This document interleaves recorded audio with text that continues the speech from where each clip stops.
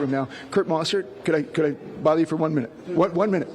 Okay, 1 minute. We'll walk with you if you don't mind. Kurt, okay, we are actually live on the air right now, Kurt. So we're going to, if you don't mind, I appreciate your time. I know this is probably not an easy time, but Kurt Mossert is one of the attorneys for Kevin Monahan, kind enough to talk to us live for a moment. What was your reaction when the verdict came in?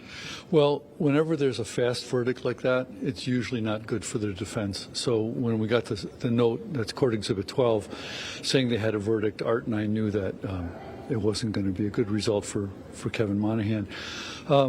I'm disappointed, obviously. I mean, this is a case that's been a tragedy from any perspective, obviously, especially for the Gillis family. And you know, I'm not trying to patronize them when I say that our hearts go out to them. I lost a brother to violent crime when I was a kid. I have some idea of what that's like. I can't imagine losing a child. But you know, the jury did its job the best way they saw how. There are lots of errors in this trial. There's lots of grounds for appeal. But I don't want to focus on that right now. The Gillis family deserves a break from litigation and from this, and they need some time to heal and just sit with this. I'm sure that to whatever degree they can be, there's a comfort to them for this. But then, you know, there's my client, who I sincerely believe did not act with depraved indifference. What do you feel that this case turned on? Your client admitted under oath that he did lie to the police, the responding police, and to the dispatcher. Do you feel the jury wasn't able to discern between when he was telling the truth and when he was not? Well, the problem that you have in a case like this is when the police surround your house and they roll up in an armored vehicle, and I don't think anybody's at their best under those circumstances.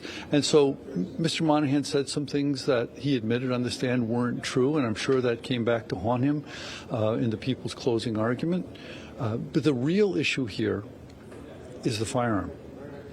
Long guns don't have the kind of internal safeties that handguns have, and the real issue is no one was on that deck except Mr. Monahan. He was the only one who can tell us what happened as he stumbled on that deck and his firearm hit the railing.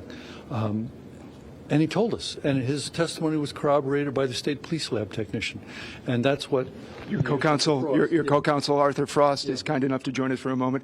I'm sorry about the result you've gotten today, Mr. Frost, but what was your reaction when the verdict was read? Disappointment. It's hard not to be. We've invested months and months of our time into Kevin's defense, and we respect the jury's verdict. We disagree with it, but we respect it. That's what our process is. There will be an appeal, of course. I guess what I would say to conclude, I wish the Gillis family as much peace as possible. No matter what happens, there's not a happy ending here.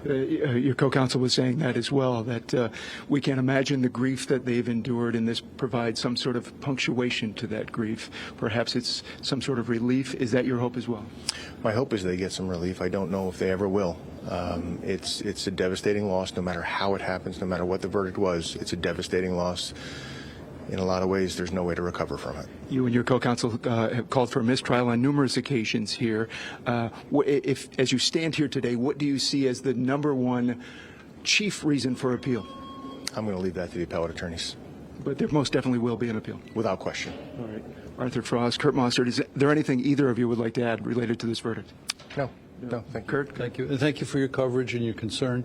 There's been a lot of opportunity here to cover this the wrong way, and I appreciate what Channel 13 and you have done in terms of providing a decent, unbiased, and fair coverage. Kurt Mossert, Arthur Frost, thank you very much. We appreciate